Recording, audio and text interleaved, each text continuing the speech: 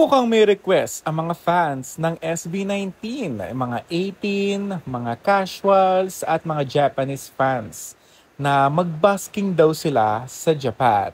Well, hindi natin masasabi dahil sa Hong Kong hindi natuloy dahil kumbaga meron parang security reasons and all of that. Pero ilang araw pa naman sila mag-i-stay sa Japan. So feeling ko may basking para may mga fans pa rin silang mag-gather pa rin, no? Kumbaga yung naman yung purpose ng basking yung makilala pa sila ng lubos-lubusan. At yan, magagawa ng SB19 dahil sa Indonesia, nagawa na nila yon.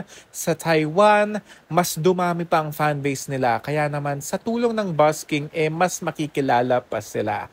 Super happy naman ako sa mga nasa Japan ngayon dahil napakadaming activities ng SB19 at kitang-kita mo naman dito sa signing event kanina, napakadaming natutuwa talaga sa signing event at mas makita sila in personal at magkaroon ng autograph. Kaya sa mga wala pang ticket dyan, ipa-sold out nyo na ang SB19 simula at wakas sa Japan dahil sa September 24 na ito.